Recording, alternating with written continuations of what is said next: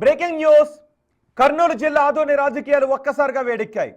BJP MLA doctor పార్థసారథిని ఉద్దేశించి వైసీపీకి చెందిన ఓ కార్యకర్త సోషల్ మీడియా వేదికగా చేసిన ఘాటు వ్యాఖ్యలు ఇప్పుడు తీవ్ర దుమారాన్ని రేపుతున్నాయి. మాజీ ఎమ్మెల్యే సాయి ప్రతాప్ రెడ్డి అనుచరుడుగా చెప్పుకుంటున్న ఓ వ్యక్తి ఎమ్మెల్యేను నేరుగా టార్గెట్ చేస్తూ చావడానికైనా చంపడానికైనా సిద్ధము అంటూ హెచ్చరికలు జారీ చేశాడు.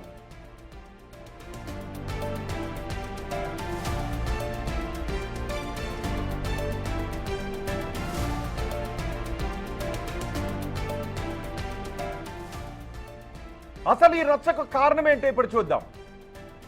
ఆదోనిలో జగనన్న కాలనీలు అతిపెద్ద కుంభకోణం అని ఎమ్మెల్యే పార్థసారథి అన్నారు. 65 మంది రైతుల దగ్గర నుంచి తక్కువ డబ్బులిచ్చి భూములు సేకరించి సుమారు 15 కోట్ల రూపాయలు సాయి ఆయన కుటుంబ సభ్యులు అనుచరులు కొట్టేశారు అని ఆరోపించారు. అసలు ఆయన ఏమన్నారో ఒకసారి చూద్దాం.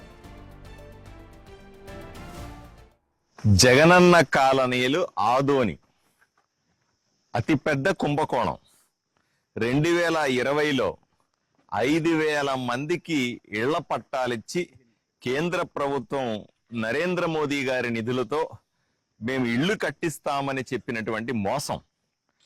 178 ఎకరాలు 65 మంది రైతుల దగ్గర నుంచి మా భూమిని సేకరించినారు.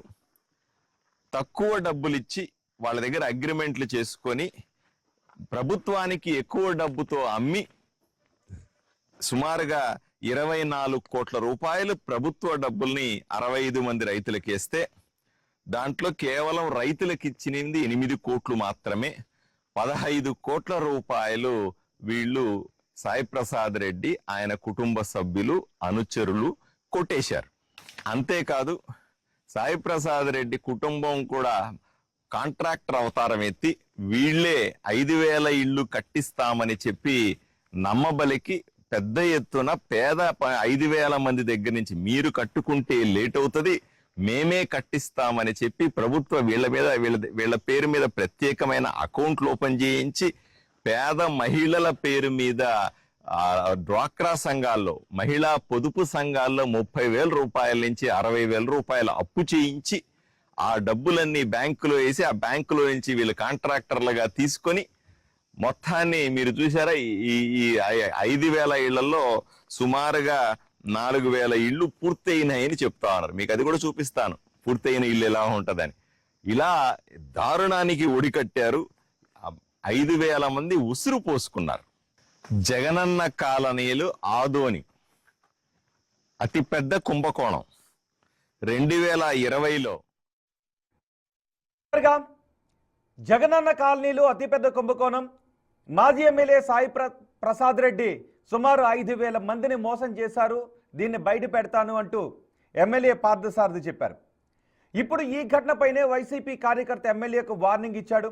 మిమ్మల్ని ఎవరు కాపాడుతారు, చంద్రబాబా లేక పవన్ కళ్యాణ్ అంటూ సవాల్ విసరడం నియోజకవర్గంలో ఉద్రిక్తతకు దారితీసింది. పాత రోజులు మర్చిపోయావా అంటూ రెచ్చిపోయాడు.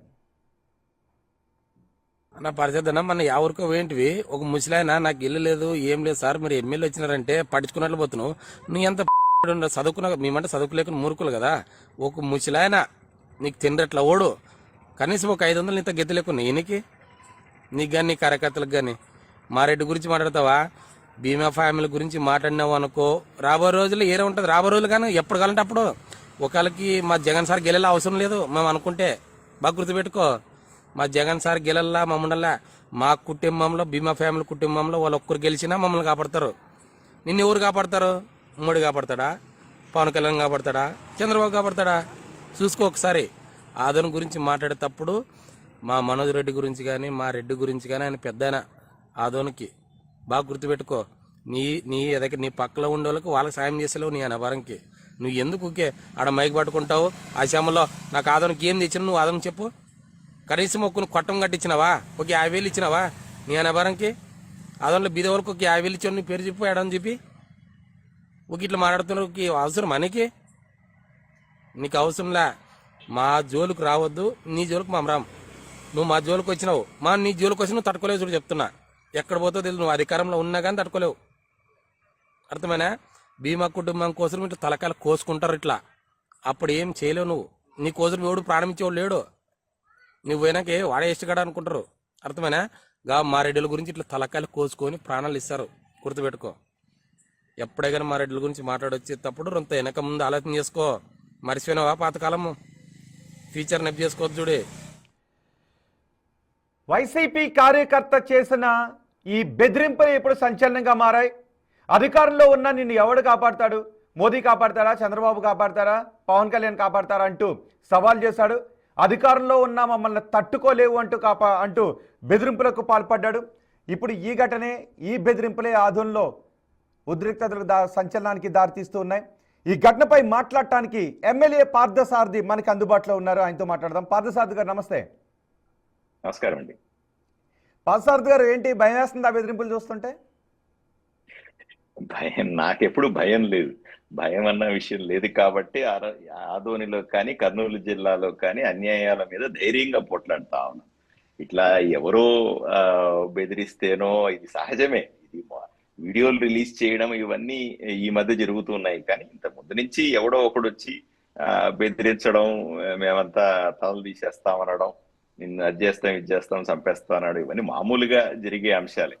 వీళ్ళకందరికీ కూడా ఈ వైఎస్ఆర్సిపి నాయకులకైనా లేదా గ్రామ స్థాయిలో లేదా నియోజకవర్గ స్థాయిలో ఉన్నటువంటి వీళ్ళందరికీ కూడా ఎవరైతే తప్పులు చేస్తా ఉన్నారో, ఎవరైతే ఎదవ పనులు చేసి ఈ ప్రజల్ని భయపెట్టి బతుకుతూ ఉన్నారో వీళ్ళందరికీ సహజమే ఇవన్నీ కూడా. వీళ్ళు ఏదో రకంగా నీ ప్రాణం తీస్తామని భయపెట్టడం, వీలైతే దాడులు చేయించడం, ఇవన్నీ సర్వసాధారణంగా ఫ్యాక్షన్ ఏరియాలో జరుగుతూ ఉంటాయి.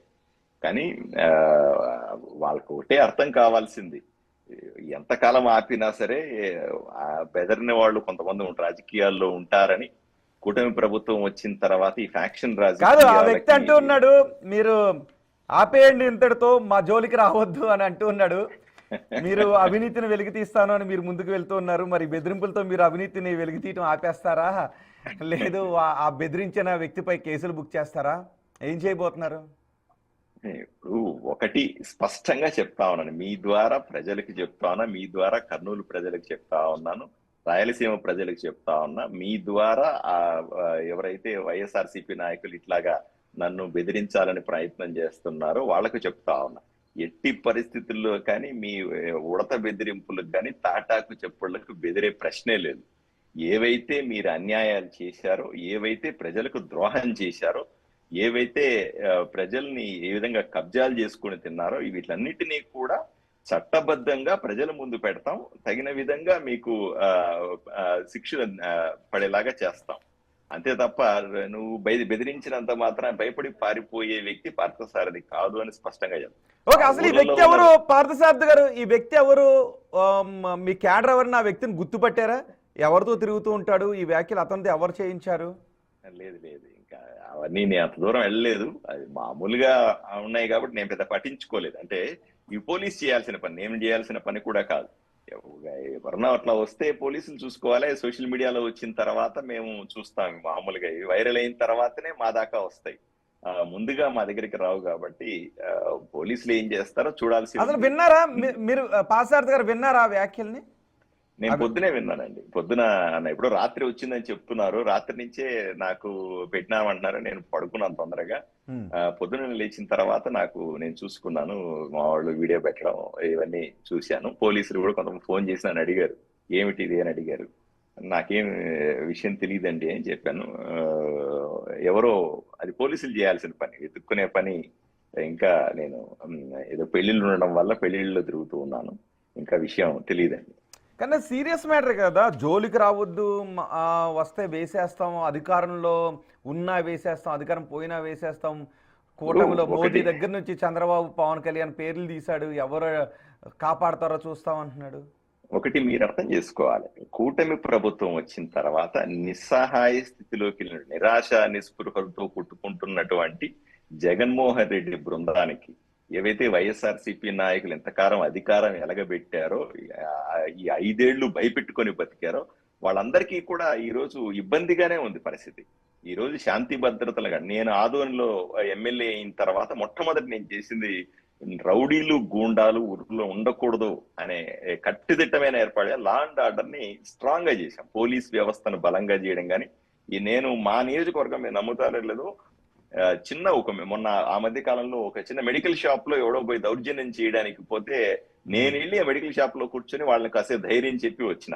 అంటే ఇంకో చోట ఒక ముస్లిం మహిళ ఇల్లు కట్టుకుంటూ ఉంటే మిగతా వాళ్ళు ఎవరు వచ్చి ఆమెను కొట్టారు అనగానే పోలీసులు చర్య తీసుకుంటాం. నేను కూడా వ్యక్తిగతంగా వెళ్ళి ఆయన పరామర్శించి వాళ్ళ ఇంట్లో 10 నిమిషాలు కూర్చోలేదు. అంటే శాంతి భద్రతలకు అత్యధిక ప్రాధాన్యత ఇస్తా ఉన్నా.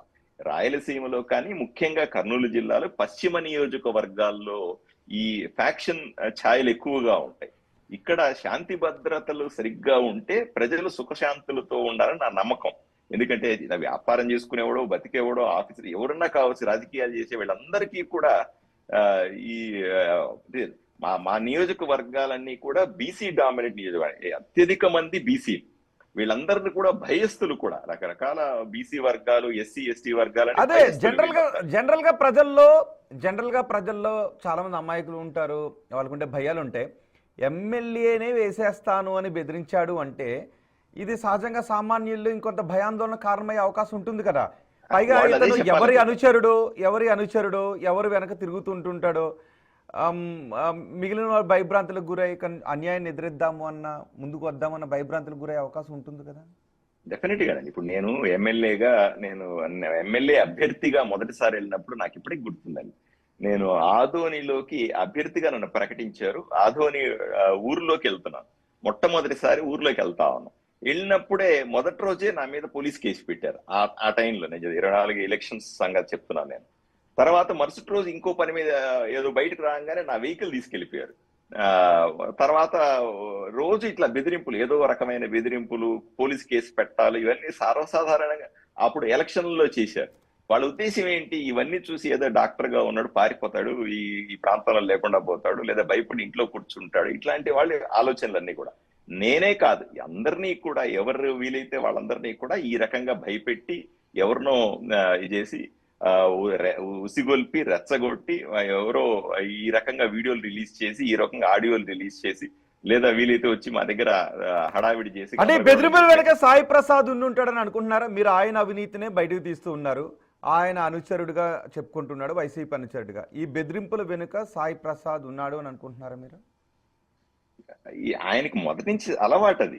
సాయి ప్రసాద్ రెడ్డి సహజంగానే బెదిరించాలని, భయపెట్టాలని, తన రౌడీజం చూపించుకోవాలని, గూండాయిజం చూపించుకోవాలని తాపత్రయపడే వ్యక్తి. సో ఆ రకంగా ఆయన మాటలు కూడా అలాగే ఉంటాయి. చదువుకున్న వ్యక్తి కాదు, ఏదో రకంగా భయపెట్టుకొని 3 సార్లు ఎమ్మెల్యేగా గెలిచాడు. 30 సంవత్సరాలు ఇక్కడ రాజకీయం చేస్తా ఉన్నాడు. ఆ భయంతోనే ప్రజలను అణిచేసే ప్రయత్నం చేస్తా ఉన్నాడు. అదే విధంగా ఉంటదేమో అని సాయశక్తి. బట్ ఏది ఏమైనా వీళ్ళు ఈ ప్రాంతంలో ఈ కొంతమంది ఫ్యాక్షన్ రెడ్లు ఉంటారు. ఫ్యాక్షన్ ని నమ్ముకొనే రాజకీయాల్ని నడిపేటువంటి వీళ్ళందరూ కూడా ఏం చేస్తారు, సామాన్యులైన బీసీలని, ఎస్సీ ఎస్టీలని ఏదో రకంగా, ఒకటి అధికారంలో ఉంటే పోలీసులను అడ్డం పెట్టుకొని కేసులు పెట్టి భయపెడతారు, లేదా అధికారం అటు ఇటుగా తేడా వస్తే గూండాలను అడ్డం పెట్టుకొని ఎవడో బలవుతాడు. ఇప్పుడు అమాయకులైనటువంటి కార్యకర్తలను రెచ్చగొట్టి, అమాయకులైనటువంటి లీడర్లు వాళ్ళని వీళ్ళని ఉసిగొలిపి వాళ్ళు మాత్రం క్షేమంగా ఇళ్లలో ఉంటారు. ఫ్యాక్షన్ అంటే అదే కదా. ఫ్యాక్షన్ లో ఏ రాజకీయ నాయకుడు, ఏ ఎమ్మెల్యే స్థాయి నాయకుడు ఎవడు చనిపోడు. చనిపోయేదంతా ఎవరంటే అమాయకమైన బీసీలు, ఎస్సీలు, ఎస్టీలే చనిపోతూ ఉంటారు. సో వాళ్ళని రెచ్చగొడతారు, ఉసిగొలుపుతారు. ఆ రకంగా వాళ్ళ దగ్గర హింస చేయించి తమ ఆనందపడతా ఉంటారు, తమ పనులు శుభ్రంగా చేయించబడు. ఏమిదంటే వాళ్ళ చేతికి మట్టి అంటకుండా చేసినట్టుగా ఫీల్ అవుతూ ఉంటారు. అదే ఫ్యాక్షనిజం అంటే. ఇంతకు ముందు ఇందులో భాగంగానే ఇది ఒకటి. కరెక్టే. ఇంతకు ముందు రప్ప పెద్ద సంచలనంగా మారింది. ఇప్పుడు దానిపైన చాలా విమర్శలు వచ్చాయి అటు వైసీపీకి కూటమి నాయకులకు మధ్య. ఇప్పుడు బహిరంగంగానే ఎమ్మెల్యేని చంపేస్తాను అని ఇతను వచ్చి ఒక సోషల్ మీడియాలో బహిరంగంగా వీడియోని రిలీజ్ చేశాడు అంటే ఎలా చూడాలి అసలు దాన్ని? రాష్ట్ర ప్రజలు ఆలోచన చేసుకోవాలి. వైఎస్ఆర్సీపీ లాంటి పార్టీ ఈ రాష్ట్రానికి అవసరమా అని తప్పనిసరిగా ఆలోచన చేసుకోవాలి. ఎందుకంటే సాక్షాత్తు జగన్మోహన్ రెడ్డి ఒక మాజీ ముఖ్యమంత్రి నేరుగా మీడియాలో రప్ప మేకలు నరికినట్టుగా నరుకుతాం మేము అధికారంలోకి వస్తే అని చెబుతున్నాడు అంటే అతను ఏ విధంగా వాళ్ళ కార్యకర్తలను ఉసిగొలుపుతున్నాడో ఆలోచన చేయాలి. అతను అంత పెద్ద నాయకుడుగా ఒక పార్టీని నడిపే వ్యక్తి అలాగా మాట్లాడుతుంటే సామాన్య కార్యకర్తకి ఎటువంటి మెసేజ్ వెళ్తున్నట్టు? చాలా స్పష్టమైన సందేశము కార్యకర్తలకు ఇస్తున్నాడు.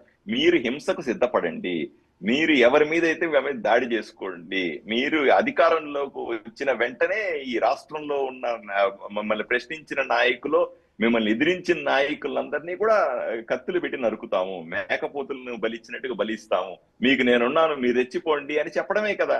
ఇటువంటి రాజకీయ నాయకుడు, ఇటువంటి రాజకీయ పార్టీ ఈ రాష్ట్రానికి అవసరమా అని అడుగుతా. ఇప్పుడు జగన్మోహన్ రెడ్డి గారు ఆ స్థాయిలో అలా మాట్లాడుతూ ఉంటే, నా నియోజకవర్గంలో ఉన్నటువంటి సాయి ప్రసాద్ రెడ్డి అతని అనుచరులు వాళ్ళు కూడా అదే రకమైన భాష చెప్తూ ఉంటారు, అదే రకమైనటువంటి ట్రైనింగే, అదే రకమైన శిక్షణ, అదే రకమైనటువంటి ఆలోచనలు ఉసిగొలుపుతూ ఉంటారు కార్యకర్తల్లో.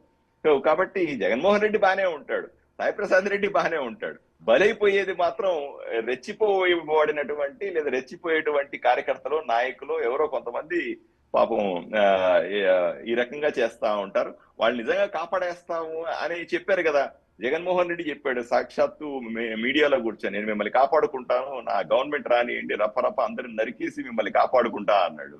ఇప్పుడు సాయి ప్రసాద్ రెడ్డి చెప్తూ ఉండొచ్చు వాళ్ళ కార్యకర్తలందరినీ పిలిచి, మీరు పార్థసారథి మీదకి వెళ్ళి నరికేయండి, పార్థసారథి మీదకి వెళ్ళి దాడి చేయండి, పార్థసారథి మీద హింస చేయండి, నేను కాపాడుకుంటానని అంటాడు.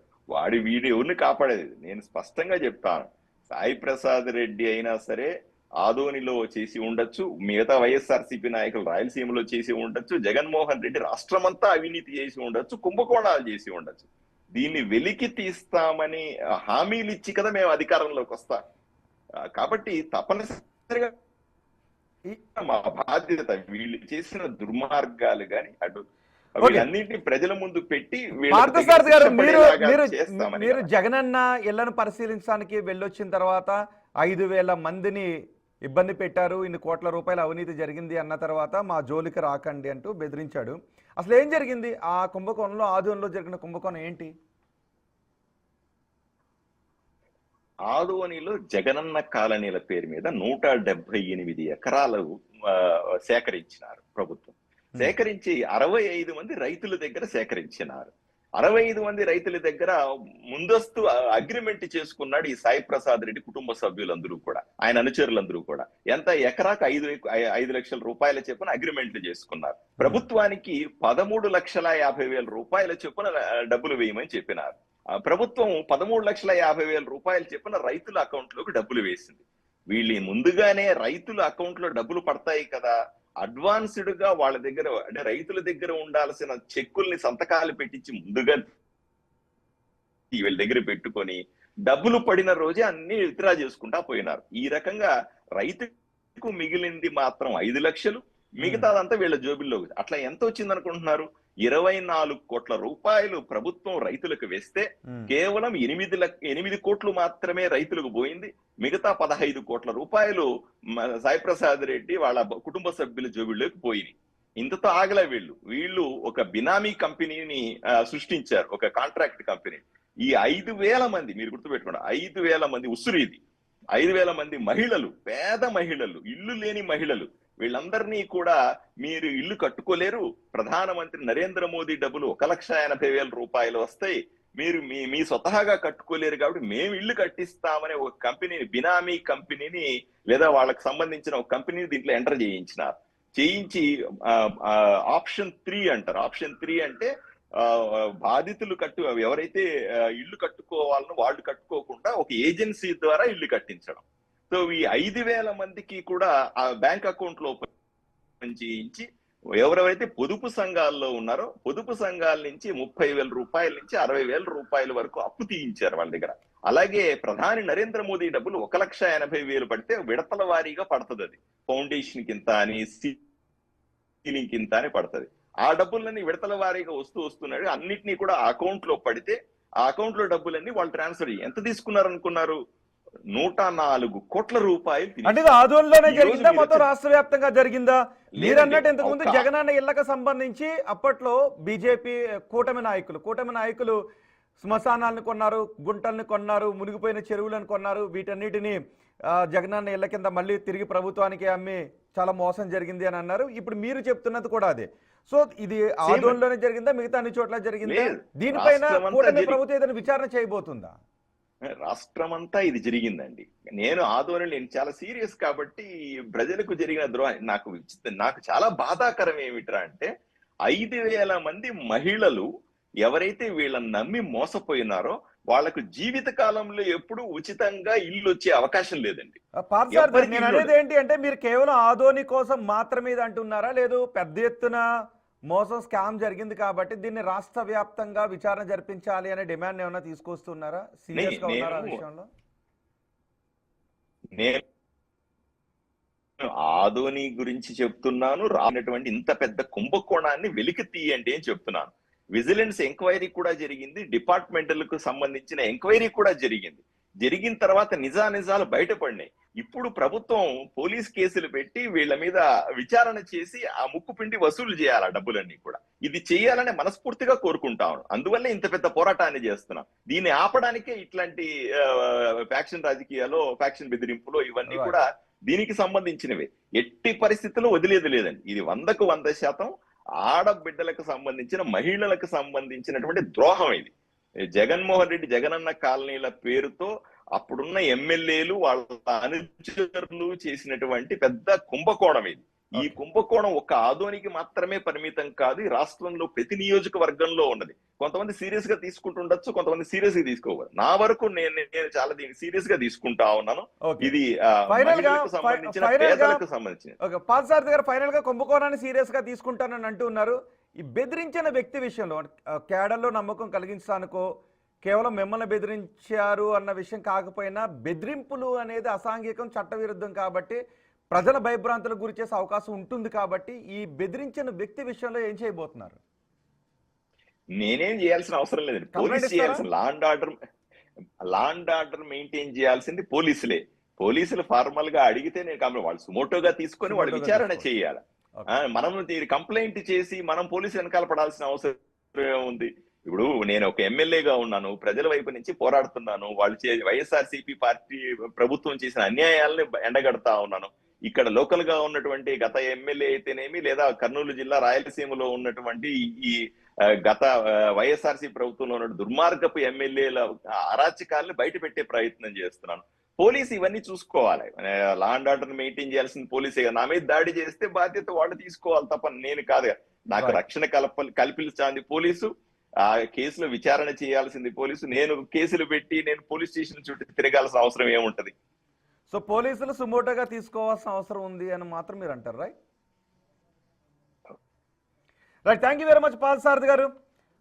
పార్థ సారథిని బెదిరించిన వ్యక్తిపై నేను కేసులు పెట్టడం లేదు, నన్ను బెదిరించిన వ్యక్తి పైన, కానీ పోలీసులు మాత్రం దీన్ని సుమోటోగా తీసుకుంటారని అనుకుంటున్నాను అని పార్థ సారథి అంటున్నారు. ఆ వ్యక్తి బెదిరించాడు కదా, సాయి ప్రసాద్ రెడ్డి అనుచరుడే, సాయి ప్రసాద్ రెడ్డి ప్రోద్బలంతోనే ఆ వ్యక్తి బెదిరింపులకు దిగాడు. సో బెదిరించారు కదా అని నేను మాత్రం ఈ స్కామ్ పై పోరాటాన్ని ఆపేయను అని పార్థ సారథి అంటున్నారు. ఒకసారి ఆ వ్యక్తి ఏం బెదిరించాడు ఇంకొకసారి చూద్దాం.